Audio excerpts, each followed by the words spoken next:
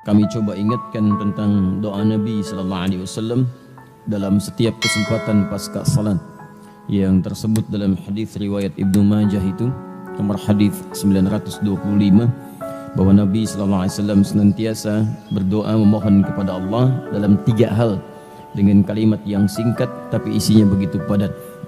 Allahumma inni as'aluka ilman nafi'ah wa rizqan thayyiban wa amalan mutaqabbala.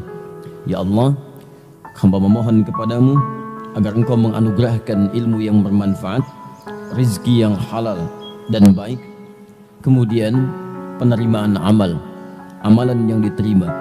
Jadi saya sering ingatkan bahwa selevel Nabi Muhammad SAW saja yang sesungguhnya sudah dijamin dengan surga, dijaga dari maksiat, madmunun bil jannah, ma'sumun minal ma'siyah, membuktikan syukurnya kepada Allah Subhanahu wa taala dengan meningkatkan ibadahnya, dan yang luar biasa masih berdoa kepada Allah dengan begitu tawadhu'nya, ya Allah mohon terima amalan saya. Karena itu seringkali kita bertanya, siapa kita yang bukan seorang nabi, juga bukan seorang rasul, belum ada jaminan bagi kita yang kuat untuk masuk surga, dan kita bukan orang yang maksum dari maksiat, bukan terjaga dari maksiat. Maka kita harus lebih serius dibandingkan dengan orang-orang terdahulu dalam mendekat kepada Allah Subhanahu wa taala. Ini waktunya begitu singkat, persaingannya sekarang sangat ketat, dan diingatkan kita dalam surah tadi yang dibacakan oleh imam kita, baik itu di akhir-akhir surah Al-Mudaththir ataupun diantarkan sampai dengan penutupnya surah Al-Qiyamah itu, singkatnya jangan terlampau banyak mainnya. Ya, jangan terlampau banyak mainnya. Jangan terlampau banyak mengerjakan hal yang sia-sia. Sudah saatnya kita membuat kurikulum kehidupan yang teratur. Bahkan sholat ini dibuka dengan sholat subuh, dan ini memiliki 2 nama di antara sekian sholat yang lain. Yang lain cuma 1 nama, Zuhur, Asar, Maghrib, Isya. Subuh 2. Ya, fajar dengan subuh. Ingat, fajar dengan subuh. Fajar menunjukkan korelasi keimanan kita yang terpancar ketika mendengar panggilan untuk menunaikan sholat. Muncul pancaran dalam hati kita untuk merespon. Fajar, ya. Ada fajar, infajar, ada fujur, itu beda. Kalau fujur itu pancaran keburukan yang bersumber dari nafsu. Di nafsunya memberikan dorongan keburukan, pancarannya yang masuk ke mata, ke mulut, ke telinga, ke tangan, ke kaki, itu fujur rambatannya namanya. Kalau sudah jadi perbuatan disebut dengan su, jamaknya sayyiat. Dari mana dapat kata fujur? Di Quran surah 91 ayat 7 itu sampai dengan 10. Wa nafsin wa ma sawwaha fa'alhamaha fujuraha wa taqwaha.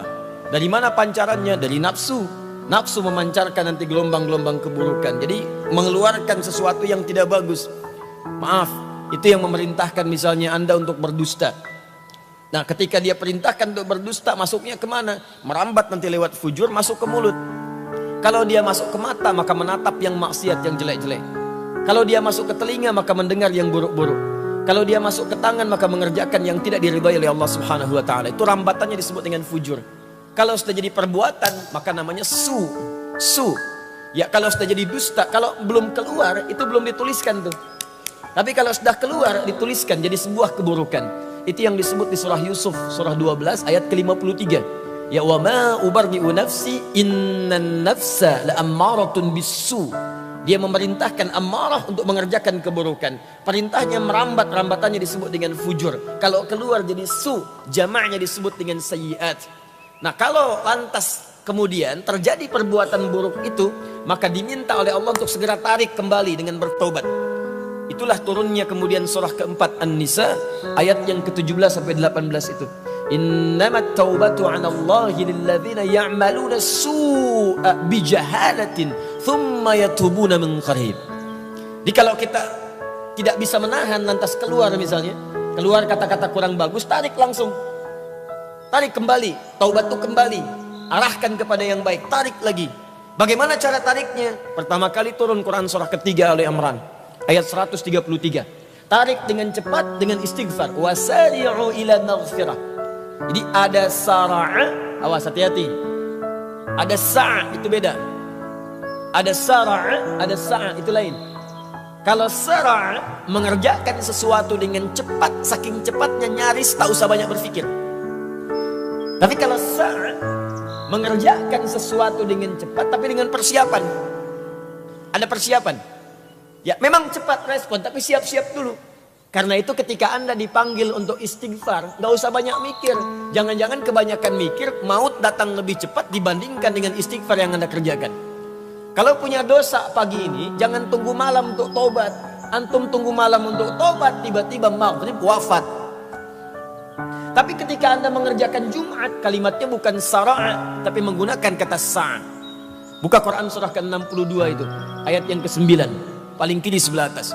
Ya ayyuhalladzina amanu idza nudiya lis-salati min yaumil jumu'ati fas'au, bukan fasari'u. Fas'au ila dzikrillah.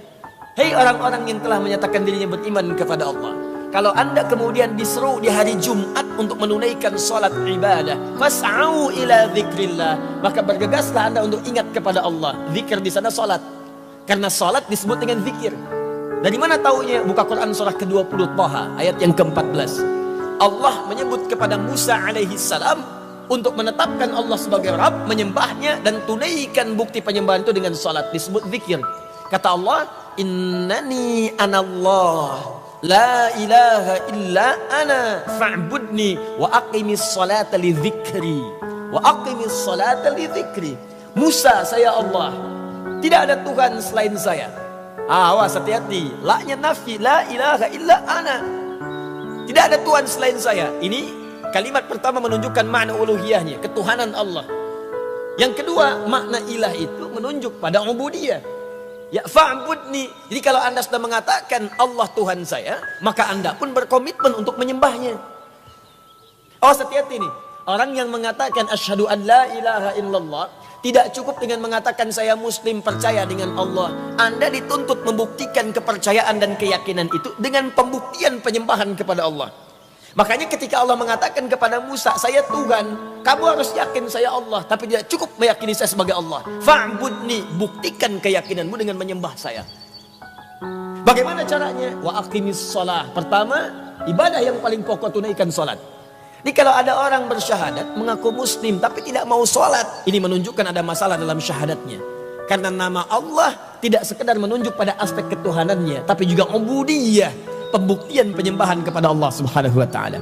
Wa aqimis salata lidzikri, tunaikan salat sebagai zikir kepada saya. Di surah Quran surah Al-Jumu'ah disebut kita fas'au ila dzikrillah.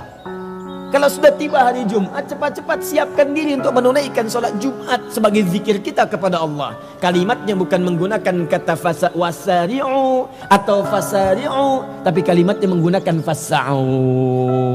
Bersegera di sana, siap-siap mandi dulu, siapkan wewangian.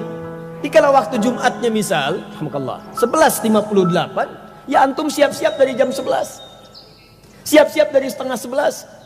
Bahkan malamnya siapkan di pakaian untuk Jumat. Ini wewangiannya. Saya mau Jumatan di masjid mana? Jarak dari kantor rumah saya ini ke masjid sekian. Jam berapa saya berangkat?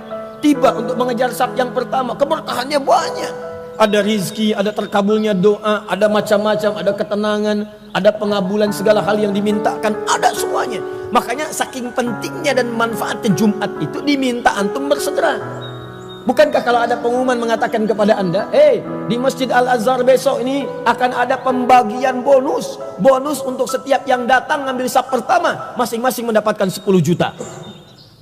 Kalau jamnya ditetapkan 11.58, pembagian jam 12 ya.